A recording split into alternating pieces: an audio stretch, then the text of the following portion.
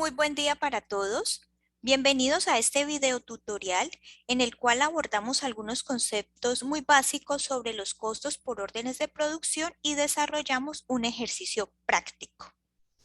Mi nombre es Luz Dari Castellanos, soy docente universitaria y este video tutorial hace parte de la red de cursos Costos y Presupuestos de la Universidad Nacional Abierta y a Distancia, UNAD. Los costos aplican a todas las empresas manufactureras o industriales. Hace parte de lo que es la contabilidad de costos. Si bien aquí no nos vamos a centrar en la contabilidad, sí debemos tener el contexto de que los costos son manejados por una contabilidad especializada, que es precisamente la contabilidad de costos, para generar informes financieros confiables, útiles y muy importantes para las empresas industriales, las empresas manufactureras que se encargan de transformar las materias primas en productos terminados o semielaborados a partir de elementos como materias primas, mano de obra, costos indirectos, se genera todo un proceso en el cual se tienen productos terminados.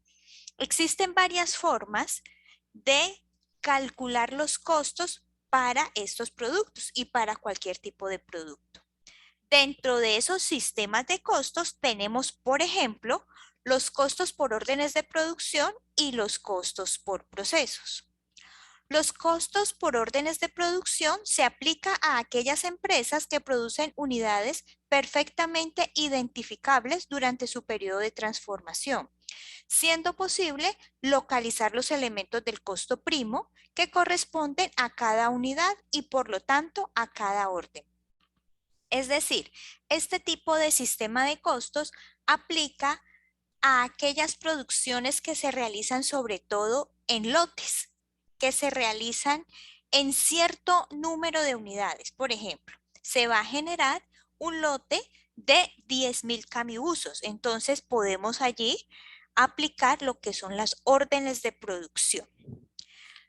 Los sistemas de costos por procesos son un poco diferentes en el sentido de que son el conjunto de procesos de fabricación donde se somete al material hasta convertirlo en un producto elaborado, semielaborado o terminado. Es aplicable a aquellas industrias que elaboran los productos terminados en largos procesos, pasando de un departamento o centro de costos a otro. Se utiliza sobre todo en procesos como su nombre lo indican de alta complejidad, donde el proceso productivo puede ser muy largo y pasa por diferentes instancias o diferentes departamentos dentro de una empresa. Los costos de un producto se componen de tres elementos fundamentales e importantes que son los materiales directos, la mano de obra directa y los costos indirectos de fabricación. El material directo no lo podemos especificar para todos los tipos de productos, porque tenemos que analizar qué producto se está elaborando para sí mismo identificar la materia prima que lo compone, las personas que elaboran en él de manera directa y aquellos costos asociados indirectamente a ese producto. Aquí tenemos algunos conceptos. ¿Qué es el material directo?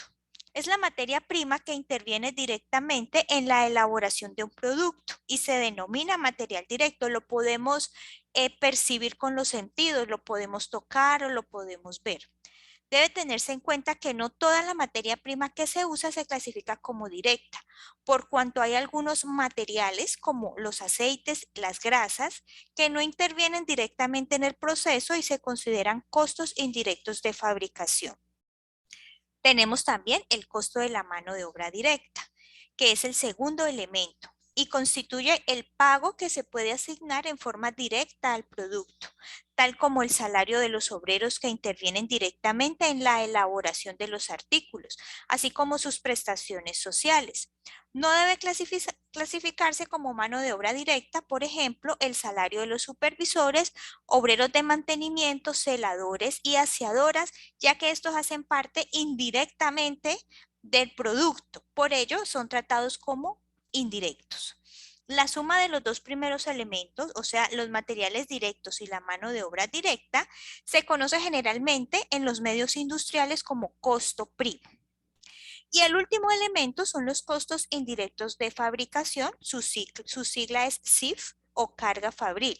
Son todos aquellos que no son ni materiales directos ni mano de obra directa, como tampoco gastos de administración y de ventas.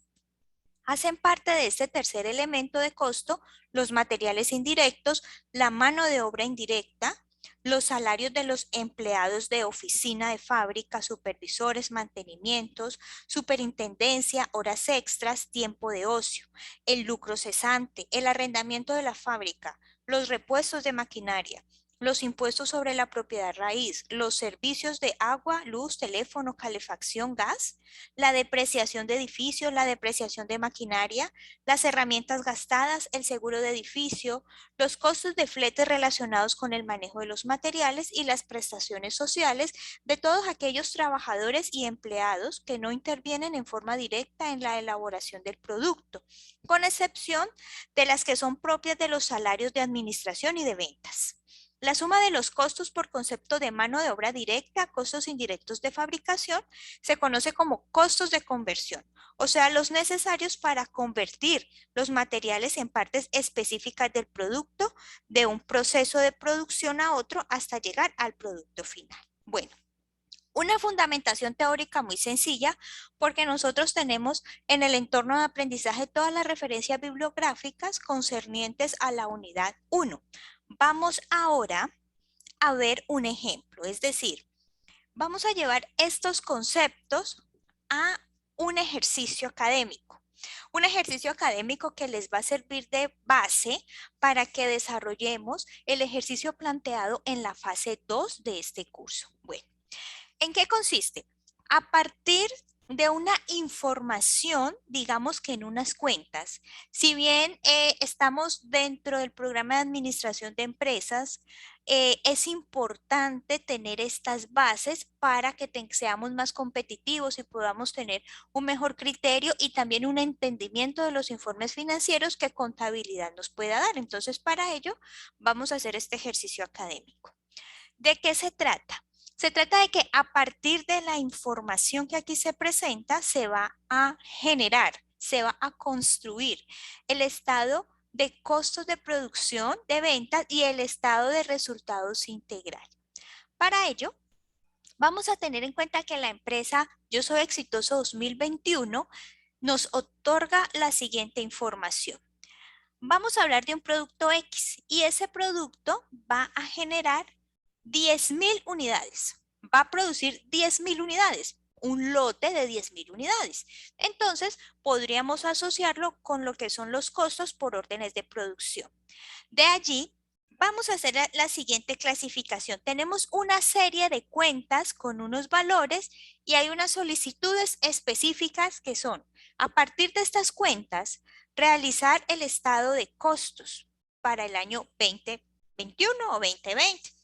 Recordemos que es un ejercicio académico y luego elaborar el estado de resultados integral. Para ello, pues debemos tener muy presente cada cuenta a qué estado pertenece, a estado de costos o a estado de resultados.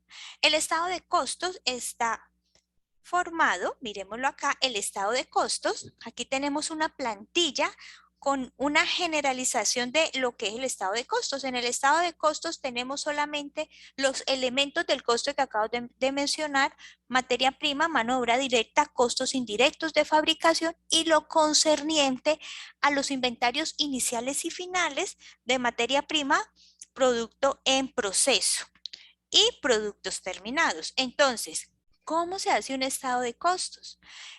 El estado de costos inicia, como todo estado financiero, con un encabezado que identifica la empresa, el nombre del estado financiero y la fecha.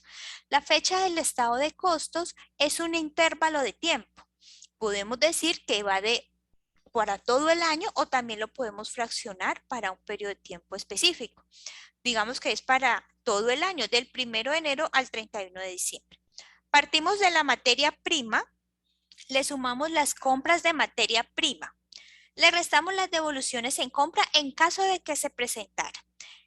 Esa operación nos va a dar la materia prima disponible para la producción. Luego le restamos el inventario final de materia prima y nos da como resultado la materia prima utilizada. Posteriormente sumamos la mano de obra directa, los costos indirectos y obtenemos los costos de producción.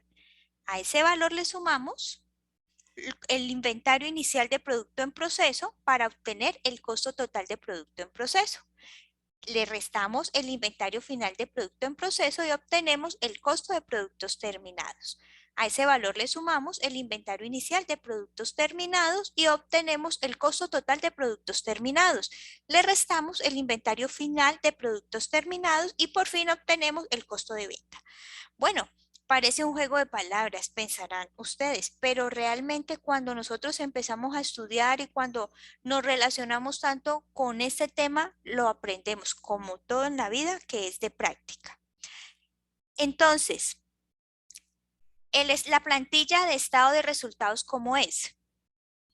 Partimos de unas ventas, le restamos devoluciones en ventas, obtenemos ventas netas, le restamos los costos de ventas, obtenemos la utilidad bruta. ¿Por qué se llama así utilidad bruta? Porque nunca una empresa se va a quedar absolutamente con toda la utilidad obtenida de la diferencia entre ventas y costos, porque siempre hay gastos. Gastos operacionales que se restan y todos los gastos que tengamos y luego sumamos otros ingresos y le restamos los posibles impuestos para obtener una utilidad neta o una utilidad disponible para los accionistas. Diferencias entre cuentas de gastos y cuentas de costos. Las cuentas de costos están relacionadas con todo lo que es la producción, mano de obra directa, repito, materias primas y costos indirectos. Aquellos rubros que van muy relacionados con la productividad. Cuentas de estado de resultados, gastos. ¿Y cuáles son esos gastos?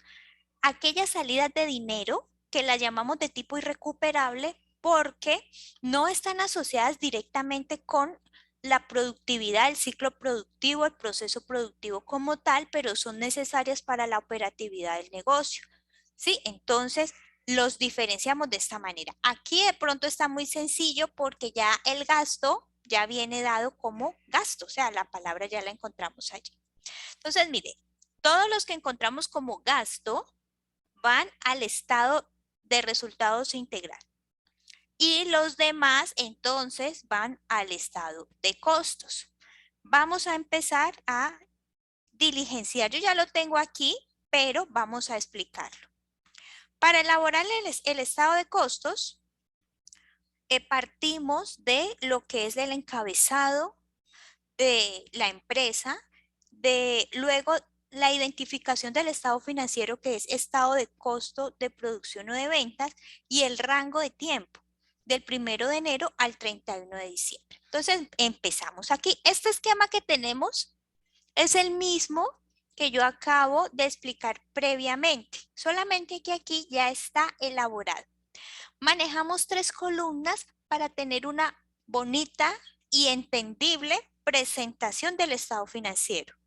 En la primera columna, digamos que van los nombres de las cuentas.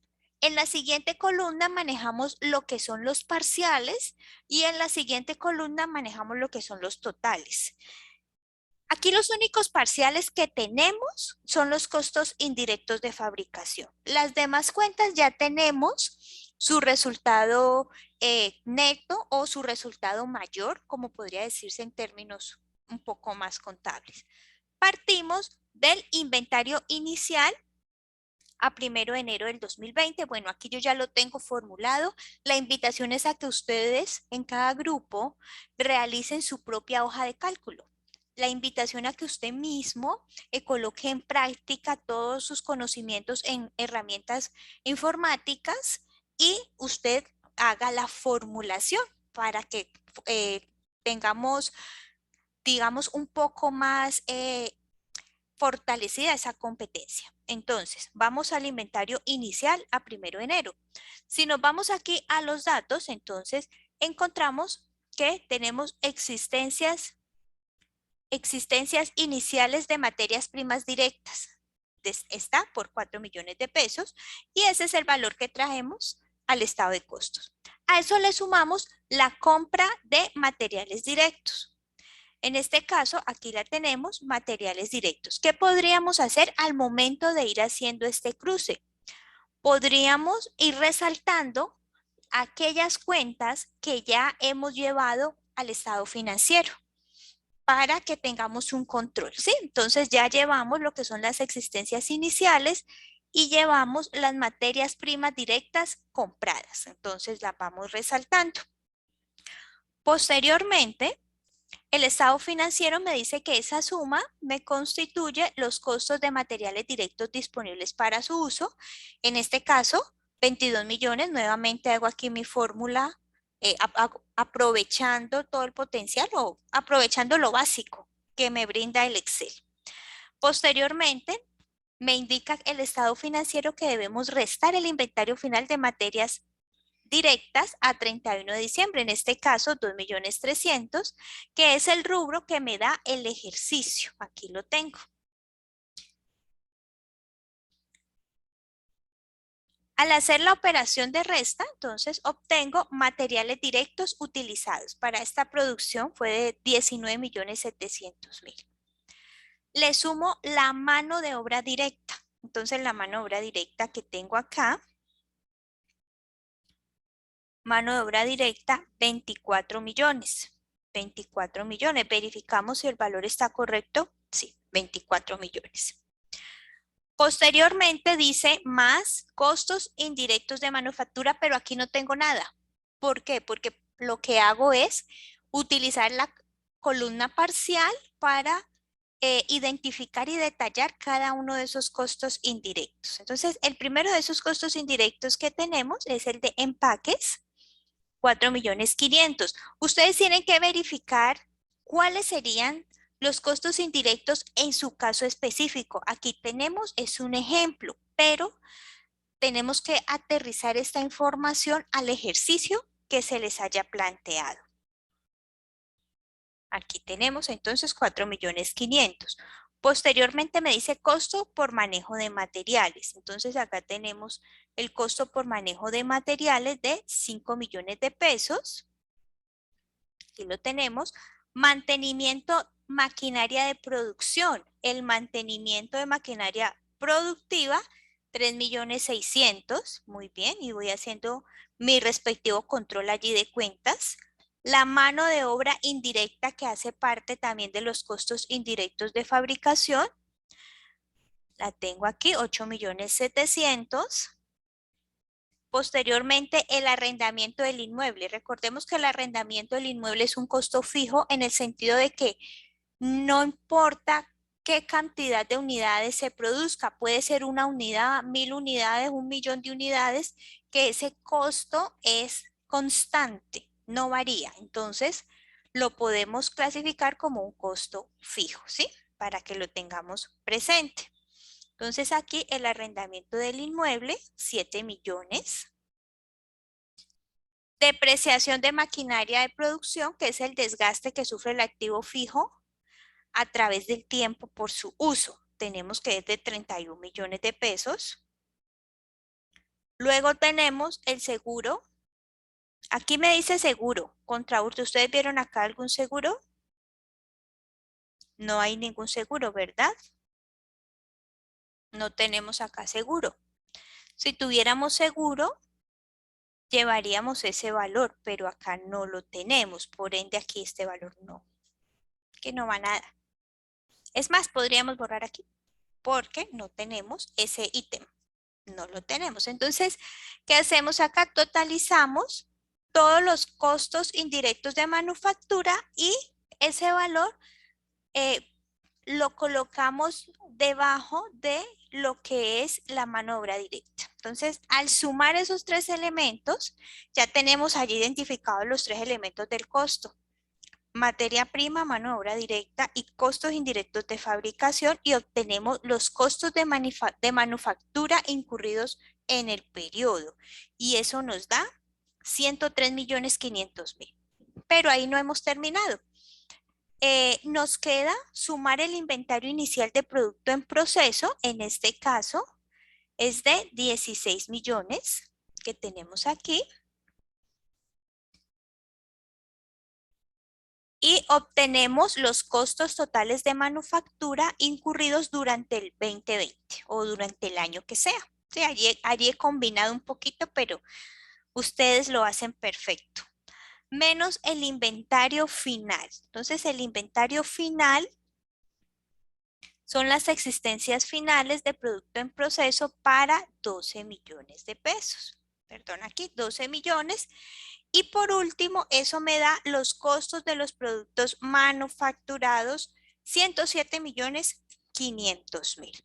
Bueno, de esa manera nos queda explicado lo que es el estado de costos en cuanto a su elaboración. El análisis, entonces, ya lo tenemos que tener presente con lo que son los costos de pronto en otras empresas, en otros mercados, y compararlo con las ventas. Entonces, cuando ya tenemos un referente para comparar ese costo, entonces podemos emitir un juicio, una conclusión, una observación, podemos analizar qué está pasando. Bueno, entonces la plantilla de estado de resultados, pues la vimos hace un momento. Vamos a elaborarlo. Entonces aquí ya lo tengo listo.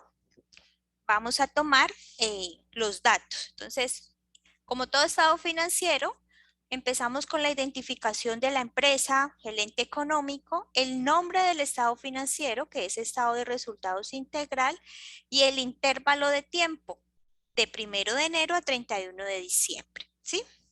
Eh, Iniciamos también manejando tres columnas. La primera, igual que en el estado de costos, indicando las cuentas. Luego tenemos una columna parcial para detallar de pronto algunos ítems o rubros, y manejamos luego otra columna para totalizar y que de esa forma sea más comprensible y quede mejor presentado. Si ustedes buscan en la web, pueden encontrar otros modelos de presentación de estado de resultados, pero al final llegamos siempre a la misma conclusión, que es la utilidad, lo que realmente se está ganando esta empresa. Entonces, miren, las ventas fueron de 200 millones. Vamos a ver. Entonces, si tenemos en cuenta los ejercicios, efectivamente tenemos aquí que las ventas fueron de 200 millones. Entonces, mire que ya haciendo el cruce de todas las cuentas que utilicé en el estado de costos, pues ya me queda mucho más fácil saber cuáles son las cuentas que voy a tener en el estado de resultados. ¿Sí? Entonces, posteriormente, tenemos aquí muy claro, muy importante tener presente que, aunque estamos hablando de estado de resultados, como tenemos una empresa manufacturera, debemos incluir lo que son los inventarios iniciales y finales para obtener una real utilidad. Entonces, el inventario inicial, pero de producto terminado. El inventario inicial de producto terminado nos muestra un valor de 6 millones, el cual tenemos aquí como existencias iniciales de producto terminado. Valor de 6 millones. Muy bien. Luego tenemos el costo de venta como tal y se lo sumamos. El costo de venta pues lo acabamos de obtener del estado de costos. Entonces, ojo aquí, para poder realizar el estado de resultado integral, obligatoriamente debo haber realizado el estado de costo. De lo contrario, no lo voy a poder hacer. Entonces, los que nos repartimos los ejercicios, entonces tener presente que para hacer el estado de resultados, repito, requiero tener el estado de costos. Allí, con la suma de esos dos valores, obtengo el estado de los productos disponibles para la venta. Posteriormente, le resto el inventario final. Entonces, vamos al inventario final, que en este caso, de acuerdo a los datos del ejercicio, es de 40 millones de pesos.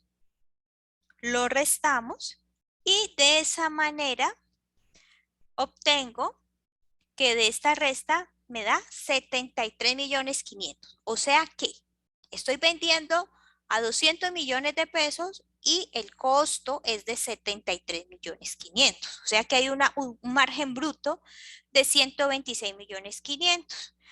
Bueno, ya la empresa analiza si ese valor le es representativo o no. Pero debemos restarle todos los gastos. Aquí tenemos referenciados lo que son los gastos de administración y de ventas, los gastos de personal administrativo, los gastos financieros, pero ustedes deben verificar en su ejercicio qué otros gastos hay. Se totalizan esos gastos y eso me da 49 millones 500, lo resto al margen bruto y eso me da 77 millones. Entonces, vamos a ver, esto sí será una muy buena utilidad. Depende. ¿Depende de qué? Del tiempo. Si esta utilidad se obtiene para todo el año, del 1 de enero al 31 de diciembre, considero que es una utilidad baja. Mire, podríamos hablar, promediarla en solamente 6.416.000 mensual. Entonces, de esa manera hay que analizar. Hay que analizar ese lote que se realizó, que se produjo, que se fabricó, para cuánto tiempo, para un año, pues entonces es una cifra más bien baja. Si fue para un mes, puede ser una cifra alta. Entonces, depende allí como un poco del factor tiempo. Por último, en este video vamos a hablar del costo unitario. El costo unitario podemos decir que es el valor promedio por unidad de acuerdo a los costos fijos y variables.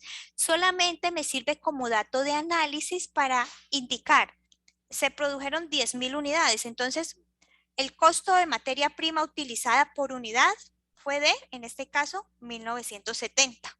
¿Cómo lo obtuvimos? El criterio es costo de materia prima utilizada. Lo obtenemos de materiales directos usados dividido unidades producidas. Aquí los materiales directos usados fueron de 19.700.000. ¿De dónde salió ese 19.700.000? De estado de costos del rubro materiales directos utilizados. Entonces, la gran importancia de tener un estado de costos bien elaborado porque es la base para poder realizar los demás cálculos, para poder tener los demás indicadores que me van a permitir analizar si esta productividad me conviene o no me conviene, por ejemplo, como empresario. En este caso, entonces, es de 1970. Tendríamos que tener el precio de venta. A ver, el precio de venta fue de 200 millones para 10.000 unidades. O sea que tendríamos un costo de venta, un costo unitario de 20, un precio unitario, perdón, de venta de 20.000 y para un costo de materia prima de 1970, súper rentable, muy bueno. Luego viene un concepto que es el costo unitario de arrendamiento, instalaciones, planta. Entonces, previamente dije que el costo de arrendamiento es un costo fijo porque hace parte de un gasto que siempre, un valor, perdón, un costo que siempre se da independiente de las unidades producidas. En este caso, entonces tenemos que el arrendamiento son 7 millones y si lo dividimos entre la productividad de 10.000 sería de 700, un costo bajo. O sea que a mayor productividad, el costo unitario es más bajo. Bueno, espero que este video les haya ayudado para comenzar a desarrollar esa actividad colaborativa. Hasta nuestro próximo video.